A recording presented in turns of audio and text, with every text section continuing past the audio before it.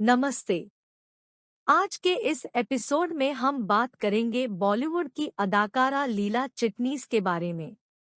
लीला चिटनीस बीते जमाने की एक भारतीय अभिनेत्री थी जो 1930 से 1980 के दशक में अपनी फिल्मों के लिए जानी जाती है।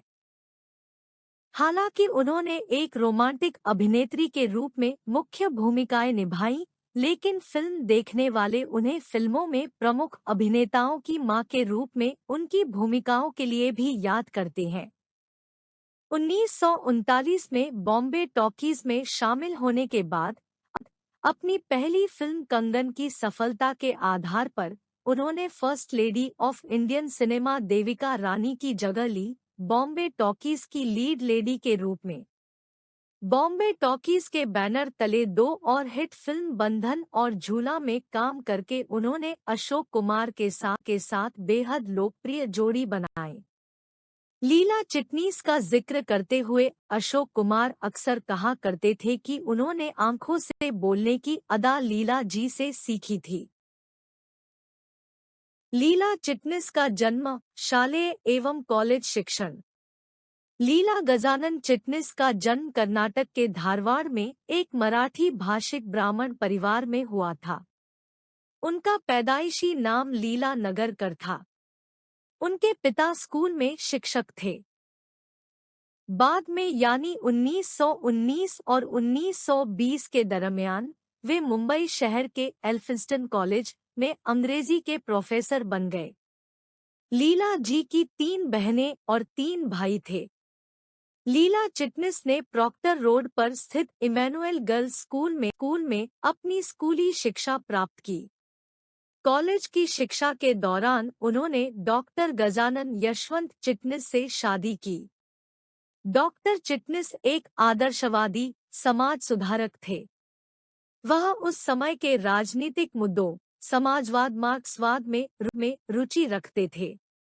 शादी के बाद लीला जी ने भी अपने सामाजिक कार्यों में रुचि लेना शुरू कर दिया।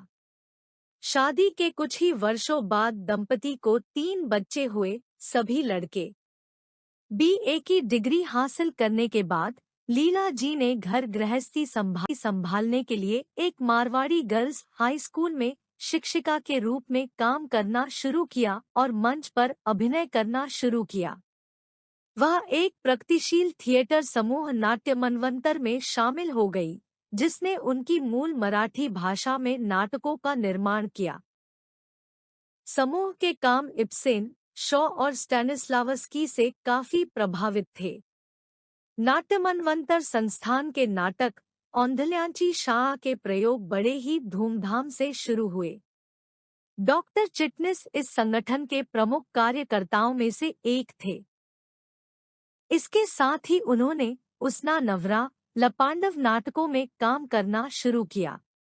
थिएटर ग्रुप के साथ लीला जी ने कॉमेडी और ट्रेजेडी की एक सीरीज में मुख्य भूमिका निभाई और यहाँ तक कि अपनी खुद का नाटकों का छोटा भंडार भी स्थापित किया। इसी दरमियान उनका तलाक हो गया।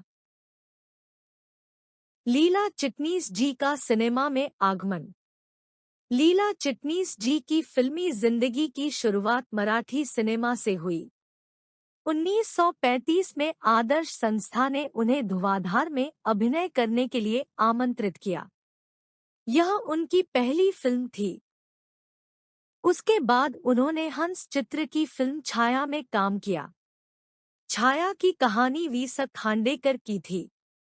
रत्नप्रभा, मास्टर विनायक, बाबूराव पेंढारकर, दादा साल्वी और इंदिरा वाडकर ने भी इसमें भूमिकाएं निभाईं।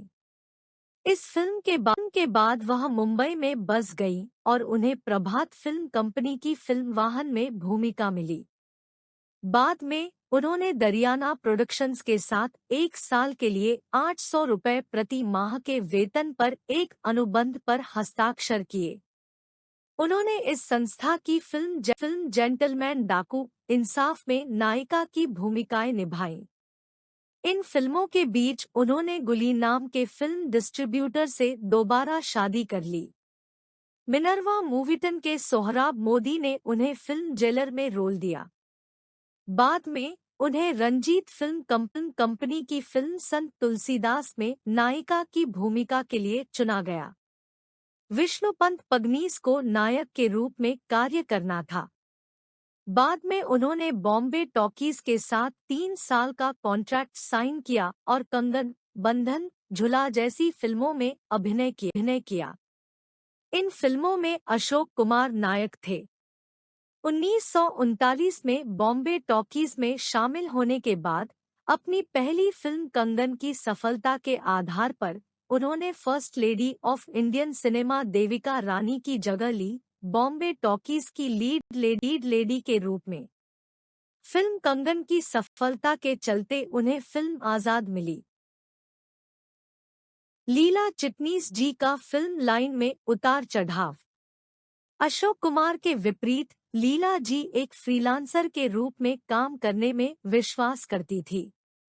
बॉम्बे टॉकीज से विदा होने के बाद उन्होंने मास्टर विनायक द्वारा निर्देशित हंस चित्र की फिल्म अर्धांगी और दिल की रानी में अभिनय किया। इस बीच उन्होंने फिल्म कंचन को प्रोड्यूस किया, साथ ही उस फिल्म का प्लॉट भी लिखा। उन्होंने अपनी खुद की कंपनी चित्रा प्रोडक्शन शुरू की। कंचन के बाद उन्होंने इसी संस्था के जरिए फिल्म किसी से ना कहना का निर्माण किया। इस बीच 1941 में वह लक्स साबुन के विज्ञापन के लिए मॉडलिंग करने वाली पहली भारतीय अभिनेत्री थी।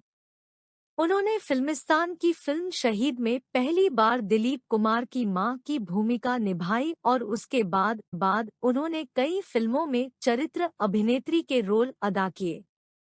1951 में बिमल रॉय द्वारा निर्देशित फिल्म मान में उनकी भूमिका अविस्मरणीय थी। उन्होंने 1955 में हिंदी फिल्म आज की बात का निर्देशन भी किया था। एक होता राजा, प्रेम आंध अस्त, आदि कलस मग पाया, पाहुरे केती वाट जैसी मराठी फिल्मों के साथ वक्त, जिंदगी, गाइड, प्रिंस, गुनों के देवता, इंतकाम, दुल्हन एक रात की औरत, मोहब्बत इसे कहते हैं, दोस्ती, पूजा के फूल, काला बाजार, मनमौजी, असली नकली, पलकों की छावमेन, जीवन मृत्यु जैसी कई हिंदी फिल्मों में भी काम किया। अपने 45 साल के फिल्मी करियर में लीला चिटनिस ने अपने समय के लोकप्रिय अभिनेता जैसे दिलीप कुमार, राज कपूर, देव आनंद, धर्मेंद्र, सुनील दत्त, संजीव कुमार, राजेश खन्ना, राजेंद्र कुमार के साथ काम किया। लीला चिटनीस जी के करियर और जिंदगी का अंत। 1980 में रिलीज हुई रामू तो है दीवाना लीला चिटनिस की आखिरी फिल्म थी।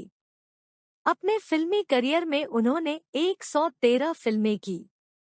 चंदेरी दुनियेत्ये मराठी में उनके द्वारा लिखा उनका आत्मचरित्र लोगों ने खूब सराहा। उसके पश्चात वह अपने बड़े बेटे के साथ अपनी जिंदगी का आखिरी समय बिताने के लिए अमेरिका चली गई। 14 जुलाई 2003 को 93 वर्ष की उम्र में लीला चिटनीस जी का अमेरिका के कनेक्टिकट राज्य में स्वर्गवास हो गया।